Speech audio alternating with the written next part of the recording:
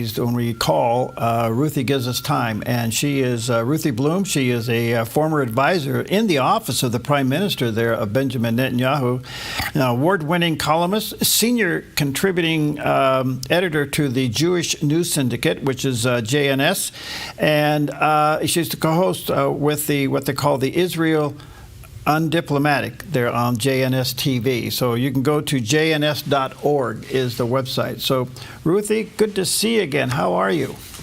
Good to see you too, Perry. And now I'm stateside, as we say. I'm talking to you from New York. I'm visiting. Okay, good to see you. Well, welcome to a little bit safety. Sort of, yeah. A different kind of danger. Different kind of danger. Just amazing. So, just to kind of lay some foundation there, can you explain to our viewers and listeners what is the Gaza Humanitarian Foundation? It's a private organization, from the United States, and it has joined forces, so to speak, with Israel to distribute humanitarian aid to the civilians of Gaza and circumvent Hamas, the terrorist organization there that was both commandeering the aid that was provided by the United Nations, stealing it and selling it at exorbitant prices to the population. And so it was really terrible because this way Hamas had total political control, not just military, of Gaza. And so the food distribution had to be taken away from Hamas, and now it is. Okay, now we had this bus attack. 5 were killed. This couldn't happen at a more anxious time. How significant is this attack? Very significant. And I'll tell you, one of the main reasons it's significant is that they fear, the foundation fears that some people there not only were killed and wounded, but were taken hostage. And you see, we still have Israeli hostages in Gaza, and that's been making the war, making Israel very careful about how it prosecutes the war. And to have more hostages there is just a disaster. How come, Ruthie, Hamas is able to manage and push a false narrative of the humanitarian aid going into Gaza? How have they been able to get away with that one? Oh, because of their fellow travelers in the progressive left, and also among even liberals who aren't that progressive. For some reason, liberals around the world, especially in Europe, but also in the United States, side with the devil by somehow taking the word of a terrorist organization over the word of Israel, a democracy that has free speech and free elections and cares about human life. And progressives always take the wrong side in any debate and in any conflict. Okay. It's no secret that when humanitarian aid is sent into Gaza, it gets hijacked by Hamas. It's no secret. For the most part, the world knows about it. But somehow the left continues to champion that that's not happening. It would seem to me that it's obvious what is happening, and you're a little bit closer to it. Is there any other way we can get aid to the Palestinians other than putting it in there and let the Hamas just hijack it?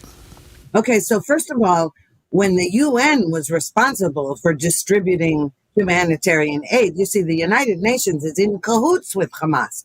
Do you know how many United Nations workers or employed by Hamas?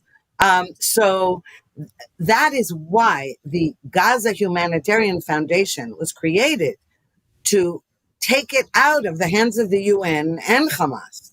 And it has been working, other than up until that moment when workers there were killed by Hamas. But basically it was working.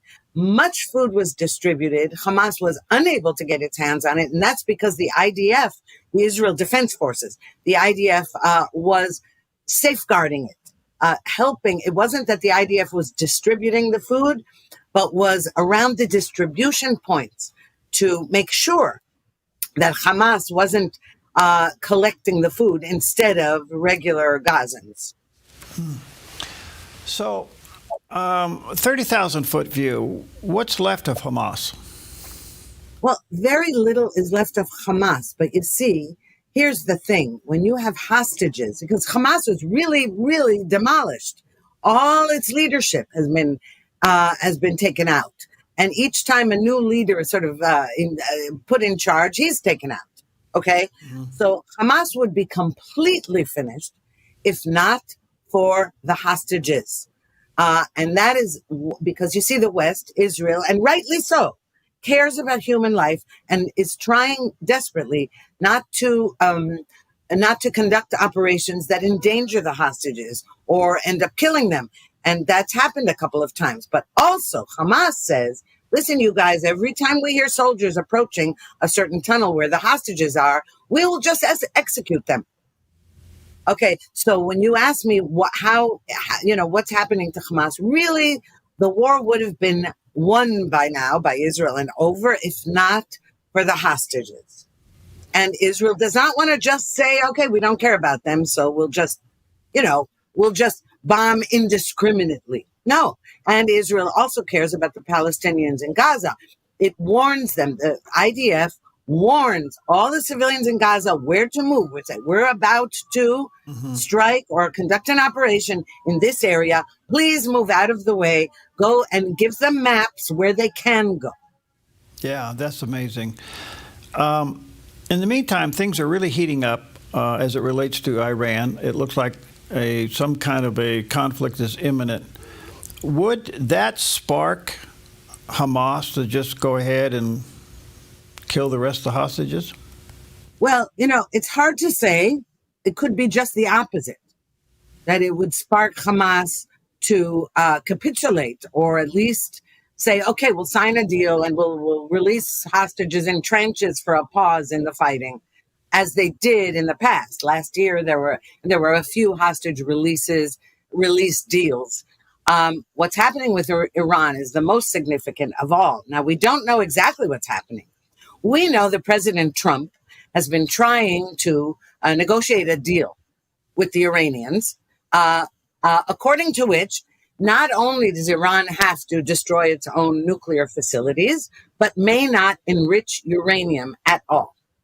Now, Iran is not agreeing to this and is lying about what the purpose of its uranium enrichment is, claiming it's for peaceful purposes, but that's nonsense. Now, President Trump is running out of patience. And as we've heard in the last day or so, the United States has told embassy staffers around the Middle East to maybe to evacuate or to have their families evacuated, their wives and children, etc., right, to evacuate. There were warnings in Israel where not to go, certain parts of Israel where they should take care not to enter. So we know something's cooking. We also know that following a recent phone call earlier this week between President Trump and Prime Minister Netanyahu, after that phone call, Netanyahu convened a secret security cabinet meeting. Now, so we know that something's cooking, but we don't know exactly what. Does that mean Israel is about to attack? Does it mean that the Trump administration is going to participate in the attack or at least allow Israel to do it? Because a week ago or 2 weeks ago, President Trump asked Netanyahu, at this moment, please don't do anything because we're in the middle of negotiations. It wouldn't be appropriate, he said. I mean, Trump said this to a group of reporters at the Oval Office. He said, I told Netanyahu that it wouldn't be appropriate at this moment to attack Iran. Now, we don't know what he said in the most recent phone call, but we do know that after that, the United States is warning embassy staff to evacuate, etc. So it's clear something is happening. Okay, a couple of things. Surely the Israeli intelligence knows a whole lot more than what we are led to know ourselves, obviously. They probably know where the hostages are. They probably know where those tunnels are. And they also know that negotiating with Iran is just like you have better conversation with a fence post that's not going to go anywhere. In the meantime, President Trump has tried negotiations. Do you think that was just to show the world that we tried negotiations knowing all along it wouldn't materialize? Well, that's a good question because, you see, President Trump has an administration that is made up of a mixture of serious isolationists who say that, the world's problems are not our problems. And these are the same type of people who were against bombing Japan after it bombed Pearl Harbor. Okay, so you have a group like that, and then you have other groups who say, no, America, to make America great again, it has to be the strongest superpower in the world, and that Iran is endangering America, not just Israel. So I think, and Trump, we know he negotiated great peace accords, the Abraham Accords, in his first term, and I think he really believed that he would be able to cause peace in the Middle East to bust out all over. And Iran was a sticking point. And we know that Saudi Arabia is waiting to see what happens with Iran and with Israel and Gaza, etc. But I think that President Trump may have been kidding himself. If this wasn't just a ploy, it was also to show the isolationists in the Republican Party that he is trying everything to get this resolved peacefully. Now, I personally know that there is no such thing as a good deal with Iran or with any radical Islamists. There is no such thing. So there is where I parted ways with President Trump, thinking that, he meant well, but I think he was mistaken in thinking there is such a thing, or that you could trust Iran at all. One other quick question before I take a break. I don't know if the right word is dangerous, but I'll use that word. How dangerous was or is President Trump's friendship with Qatar? Well, I've got to tell you, it's dangerous, but we knew that already, and it's not just President Trump. I'm sorry to say that Qatar, being really, all it is like a gas station or more like an ATM machine, funding universities across America, Europe, Israel, not universities, but Israel also had dealings with Qatar. My point is that, yes, it's dangerous because Qatar is a malign actor. Qatar is also Hamas. Qatar not only houses Hamas leaders, but it funds Hamas. So to even imagine that Qatar is some kind of peace broker is just ludicrous. But in fairness to President Trump, he's not the only one who was doing that. For years and years, we know now that Qatar is a key funder of all kinds of organizations in the United States. And as I said, universities. Wow. All right, let me take a quick break. Check out Ruthie's website, jns.org, which is the Jewish News Syndicate, where she is a senior contributing editor there, and you can check out a lot of information. That's the go-to place, jns.org. We'll take a quick break. We'll be right back.